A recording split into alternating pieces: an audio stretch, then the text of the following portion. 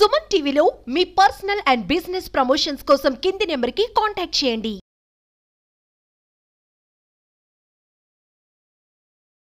Hello అండి, నమస్కారం. నా పేరు డాక్టర్ సతీష్ అండి. నేను laparoscopic and minimal access surgeon అండి. మన smart emergency and multi speciality hospital రాజమండ్రిలో నుంచి నేను మాట్లాడుతున్నాను సార్. సో ఈరోజు మనం మాట్లాడుకోవడానికి ఉన్న మెయిన్ బర్నింగ్ టాపిక్ ఏంటి అంటే ఎండలు సార్. ఎండలు బాగా పెరిగిపోతున్నాయి. ఆల్మోస్ట్ 45-50 డిగ్రీలు అప్పటికి టచ్ అయిపోతున్నాం మనం.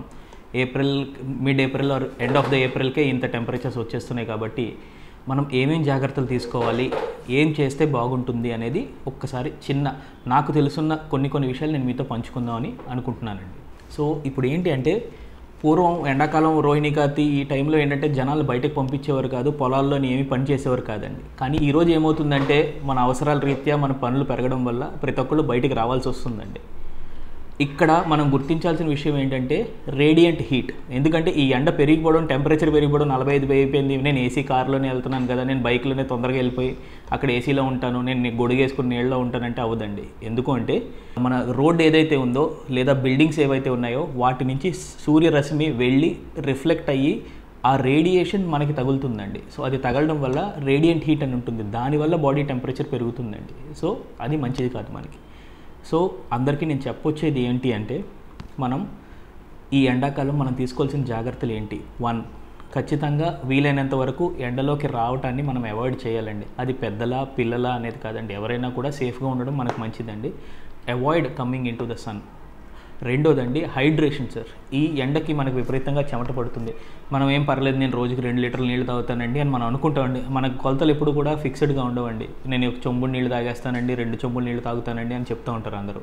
కానీ అది పనిచేయదండి. ఫిక్స్డ్గా ఒక 1 to 2 లీటర్స్ బాటిల్స్ మార్క్ చేసుకుని నెంబర్ 1, నెంబర్ 2, నెంబర్ 3 అని మార్క్ చేసుకుని పొద్దున్నే వాటిని ఫిల్ చేసుకుని సాయంత్రం అయ్యేసరికి ఆ 2 లేదా 3 బాటిల్స్ అవ్వడం అనేది మన రెస్పాన్సిబిలిటీగా మనం తీసుకోవాలండి. రెండోది హైడ్రేషన్తో పాటు you should taking care of micronutrients or elements అండి. ఏంటంటే మనము కేవలం మంచినీళ్ళే తాగడం, కేవలం మంచినీళ్ళు మాత్రమే అని కాదండి. జ్యూసులు కానీ, ఏదైనా బార్లీ నీళ్ళు కానీ, కొబ్బరి బొండం నీళ్ళు కానీ, ఇలా అన్నీ ఇంక్లూడెడ్ మనకు రోజులో దాదాపుగా ఒక 3 లీటర్స్ వరకు మనం తీసుకోవాలండి. ఇవి తీసుకోవడం వల్ల మనకి ఏమవుతుందంటే, మనకి తెలియకుండా మనం శ్వాస తీసుకున్నప్పుడు దాదాపుగా ఒక 1/2 లీటర్ అంటే 600 ml దాకా మనకు రోజు మన శ్వాస రూపంలో నీళ్ళు ఆవిరైపోయి బయటికి వెళ్ళిపోతాయండి. దాని తర్వాత చెమట రూపంలో దాదాపుగా ఇంకొక 600 మిల్లీలీటర్లు వెళ్ళిపోతుందండి. మనం 2 లీటర్లు తాగితే ఈ పైన ఇంకొక లీటర్, అంటే దాదాపుగా 3 లీటర్లు మనం భరిస్తున్నాం. సో ఆ లాస్ని మనం రెప్లెనిష్ చేస్తున్నాం, అంటే పోయిన దాన్ని మనము రీప్లేస్ చేస్తున్నామండి బాడీకి. సో అప్పుడే మనకి ఇది ఉంటుందండి. మూడవది మసాలా పదార్థాలు లేదా బాగా స్పైసీగా ఉండే ఫుడ్స్, ఇవన్నీ మనం అవాయిడ్ చేస్తే మంచిదండి ఈ సమ్మర్లో. ఎందుకు అంటే సాధారణంగా ఈ మసాలాస్ ఇవన్నీ తిన్నప్పుడు దాంట్లో ఉన్న మసాలా దినుసుల వల్ల మన బీపీ పెరుగుతుంది, మనకి టెంపరేచర్ కంట్రోల్ లాస్ అవుతుందండి. యూజువల్గా మనం మామూలుగా ఇంట్లో ఎప్పుడైనా కొంచెం ఏదైనా స్పైసీ ఫుడ్ తినగానే మనకి ఆటోమేటిక్గా చెమటలు పట్టడం ఇవన్నీ ఉంటాయి. సో దాంతోపాటు ఎప్పుడైతే ఈ ఎండలోకి వస్తారో, అది తిని ఇంకా ఈ ఎండలోకి వస్తారో, it will be double impact అనమాట. 2 ఎఫెక్ట్ అయ్యి సాధారణంగా కళ్ళు తిరిగి పడిపోవడం అనేది ఉంటుందండి. ఇప్పుడు ఏమవుతుంది అసలు, మామూలుగా హీట్ స్ట్రోక్ అంటే ఏంటి, అది రావటం వల్ల ఏమవుతుంది, దాని లక్షణాలు ఏంటి, ఎలా గుర్తించాలి, దాన్ని మనం ఫస్ట్ ఎయిడ్ ఎలా చేసుకోవాలి, నెక్స్ట్ ట్రీట్మెంట్ ఎలా చేసుకోవాలి అనేది మనం డిస్కస్ చేసుకుందాం.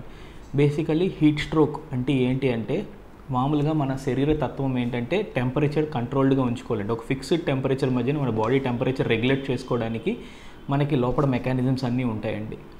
అయితే ఎప్పుడైతే ఆ మెకానిజంని ఓవర్కమ్ చేస్తూ హీట్ బాడీలో ప్రొడ్యూస్ అవుతుందో అప్పుడు అన్కంట్రోలబుల్ టెంపరేచర్స్ వస్తాయండి బాడీకి. సో అప్పుడు హీట్ స్ట్రోక్ అని చెప్తామండి.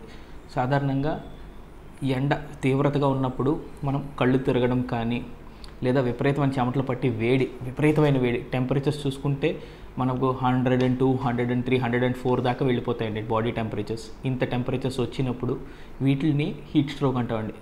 ఇలా ఉన్నప్పుడు ఫస్ట్ మనం ఏం చేయాలంటే, ఎవరైతే పేషెంట్ ఉన్నారో వాళ్ళని నీడలోకి షిఫ్ట్ చేసుకోవాలండి. అక్కడే ఇచ్చి ఫస్ట్ ఎయిడ్ ఇవ్వకూడదండి. ఎప్పుడు కూడా నీడలోకి మనిషిని షిఫ్ట్ చేసుకోవాలండి. షిఫ్ట్ చేసుకుని ఒకవేళ వీలు ఉంటే క్లోతింగ్ బాగా టైట్ డ్రెస్సులు కానీ, లేదా ఏదైనా కోట్స్ కానీ, ఓవర్ కోట్స్ కానీ ఇలాంటివి ఏదైనా వేసుకుంటే అవన్నీ రిమూవ్ చేసి మినిమం క్లోతింగ్లోకి తీసుకురావాలండి పేషెంట్ని. అంటే లైక్ బనీన్, షార్ట్స్ ఇలా ఏదో ఒక దాంట్లోకి షిఫ్ట్ చేసుకుని పేషెంట్ని నెక్స్ట్ టెంపరేచర్ కంట్రోల్ అండి. టెంపరేచర్ కంట్రోల్ అంటే బయట నుంచి ఆర్టిఫిషియల్గా కూలింగ్ చేయాలండి. అంటే తడి బట్ట, నీళ్ళల్లో లేదా ఐస్ వాటర్లో ముంచిన బట్టతోని ఫుల్ కోల్డ్ స్పాంజింగ్, టెపిడ్ స్పాంజింగ్ చేయాలండి. ఇది చేస్తే ఏమవుతుందంటే బాడీ టెంపరేచర్ తగ్గడానికి హెల్ప్ చేస్తాం. అది కంటిన్యూస్గా చేసుకుంటూ వెళ్ళిపోకూడదు. అది ఏ లెవెల్ దాకా చేయాలంటే నార్మల్ టెంపరేచర్కి బాడీ వచ్చేదాకా చేయాలండి. ఇంకా అలా చేసుకుంటూ వెళ్ళిపోయి హైపోథర్మియా అంటే లో టెంపరేచర్లోకి తీసుకెళ్ళిపోకూడదండి పేషెంట్ని. అది తీసుకెళ్తే దాని రిలేటెడ్ కాంప్లికేషన్స్ వస్తాయండి మనకి. సో ఇది బేసిక్ ఫస్ట్ ఎయిడ్ అండి. దీని తర్వాత మనకి దగ్గరలో ఉన్న ఫిజిషియన్ కానీ డాక్టర్ని కానీ కన్సల్ట్ చేసుకుంటే దానికి రిలేటెడ్గా మనం ట్రీట్మెంట్ స్టార్ట్ చేసుకుంటామండి. ట్రీట్మెంట్ వచ్చేసి ఈ ఎలక్ట్రోలైట్ ఇంబ్యాలెన్స్, ఈ ఎలక్ట్రోలైట్ లాసెస్ ఏవైతే ఉన్నాయో అవన్నీ కరెక్షన్ చేసుకుంటూ మనము పేషెంట్కి ఒక 2-3 డేస్ కోర్స్ ఉంటుందండి. ఇంట్లో రెస్ట్ తీసుకుని అవన్నీ చెప్తాం. మా దగ్గరకు వస్తే మేము చెప్తామండి. ఎందుకంటే ఇది చాలా చిన్న టాపిక్ లేదా చాలా చిన్న సమస్య కింద అనిపిస్తుందండి. బట్ మార్టాలిటీ అంటే ఈ డెత్ రిస్క్ ఎంత ఉంటుంది అంటే దాదాపుగా 10-50% రిస్క్ ఉంటుందండి హీట్ స్ట్రోక్లో ఎప్పుడూ కూడా. సో దీన్ని నా ప్రార్థన లేదా నా అభ్యర్థన ఏంటి అంటే ఈ ఎండని చిన్నదిగా చూడొద్దు. దాన్ని కొంచెం సీరియస్గా తీసుకుని వీలైనంత వరకు ఎండలో బయటకు రావడం అవాయిడ్ చేయండి. అది చిన్నపిల్లలైనా కానీ పెద్దవారైనా కానీ అవాయిడ్ చేయండి. వీలైనంత వరకు షేడ్లో ఉండడానికి ట్రై చేయండి. Umbrella, carry your own umbrella. అంటే ఇదివరకు వానాకాలం మాత్రమే గొడుగులు పట్టుకెళ్ళేవాళ్ళం అండి. ఇప్పుడున్న పరిస్థితుల్లో వానాకాలంలో ఎలాగో వానలు లేవు కాబట్టి గొడుగులు పట్టుకెళ్ళకపోయినా పర్వాలేదు సార్. ఎండల్లో మాత్రం గొడుగు పట్టుకెళ్ళండి.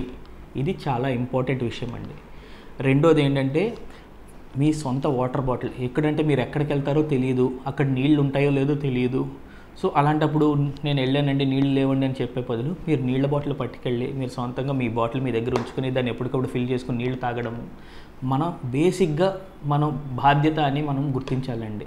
Prevention is always better than cure అండి. అంటే ప్రివెన్షన్ అంటే అసలు హీట్ స్ట్రోక్ రాకుండా చేసుకుంటే హీట్ స్ట్రోక్ వచ్చిన తర్వాత ట్రీట్మెంట్ తీసుకునే దానికన్నా ఇది 100 రెట్లు మంచిదండి ఎప్పుడు కూడా. So my request is to stay safe and protect your self always. Thank you.